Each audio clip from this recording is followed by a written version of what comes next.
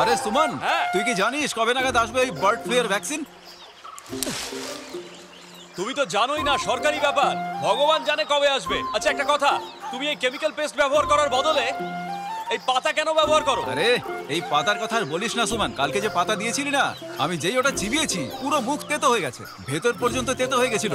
ওর চেয়ে তো ডেন্টিস্ট যে পেস্ট দিয়েছে বরং সেটাই ভালো। তুমি যাই বলো, দাঁতের জন্য এটাই বেস্ট। আরে যা বাদ দে।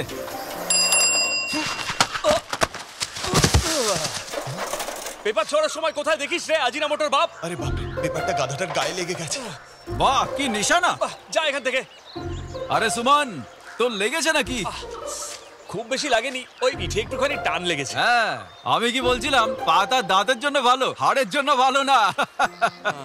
জব্বার ভাই, হ্যাঁ কি হয়েছে? আরে বাচ্চাগুলো বদমাইশি করছিল।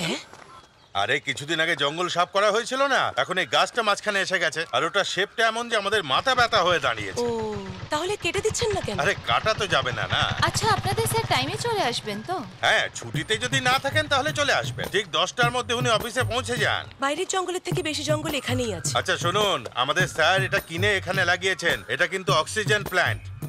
কখনো কখনো এর পাতা উনি খেয়ে থাকেন।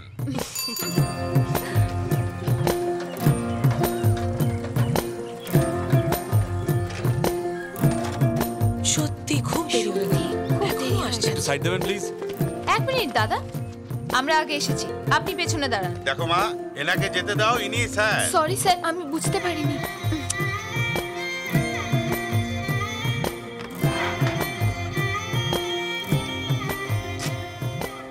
হ্যাঁ আসুন। সরি স্যার, আমি আপনাকে চিনতে পারি। কোনো ব্যাপার না, এই পিএসসি সাইন করতে হবে তো? হ্যাঁ। আচ্ছা অরিজিনাল কোনটা? এইটা এখানে সাইন করে দিন, আর এখানে এটাও দিয়ে দাও।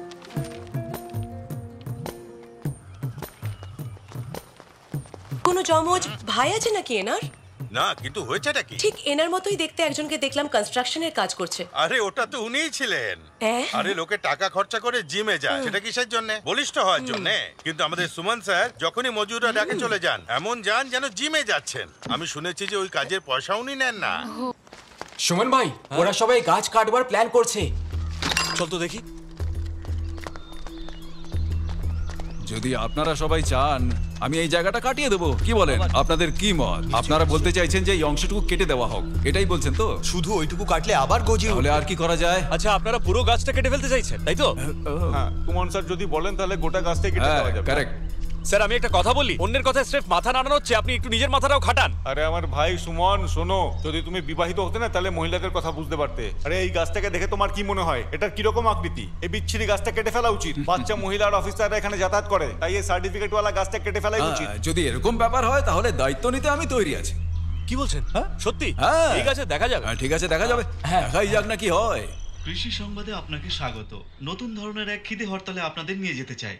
একজন কৃষি আধিকারিক নগ্নের মতো দেখতে গাছ কাটার বিরুদ্ধে আমরণ অনশনে বসেছেন, কিন্তু আশেপাশের মানুষেরা এই ভূখ হরতালের বিরোধিতা করে। এখানে মোবাইল নেটওয়ার্ক কাজ করে না, তাই ল্যান্ডলাইন ব্যবহার করা হচ্ছে। নিজের অফিসের কাজ বন্ধ হতে না দিয়ে আমরণ অনশনে বসেছেন। উনি সবার জন্য বড় উদাহরণ। সুমন ভাই, ধরো এটাকে। আপনি আমাদের এটা বলুন যে এই গাছ কাটার সম্বন্ধে আপনার কি অভিমত? আমার মনে হয় এটা একজন ইভলিউশনারি বায়োলজিস্টের উপর ছাড়া উচিত। আপনিও তো জানেন যে এই গাছেরও প্রাণ আছে।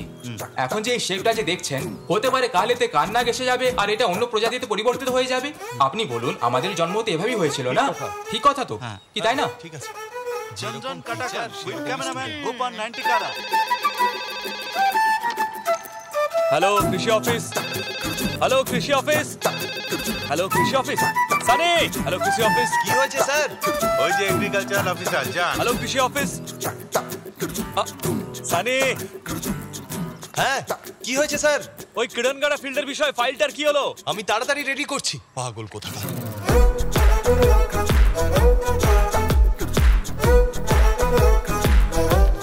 রাজাম্মা, ওই শুকনো পাতাওয়ালাটা না দিয়ে ভালোটা দাও না। কি দায়সারা ভাবে কাজ করো।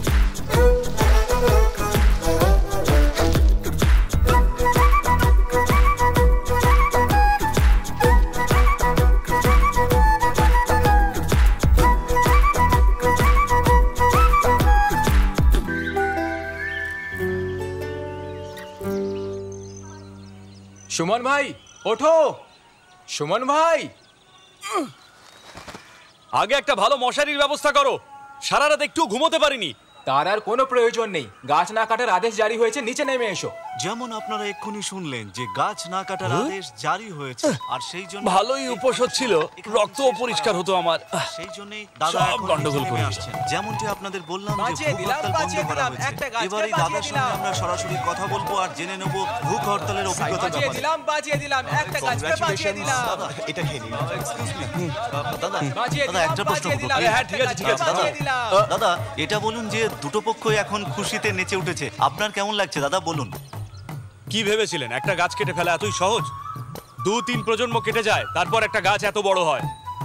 দেখুন, আমি এমন একজন মানুষ যে ইকো ফ্রেন্ডলি জীবনযাপনে বিশ্বাস রাখি। এর পেছনে আমার কোনো ধার্মিক অথবা রাজনৈতিক কোনো কারণ ছিল না। আমার নিজের যেটা ভালো লাগে না সেটা আমি আমার দেশীয় ভাষায় ঠিক করে দিতেই পারি। শুধু এটুকুই বলার আছে। বাঁচিয়ে দিলাম, একটা স্বাধীনতা গাছকে সংগ্রামের বাঁচিয়ে পর আমরা প্রথমবার দেখলাম যে আমরা আরো একটা লড়াই জিতে গেছি।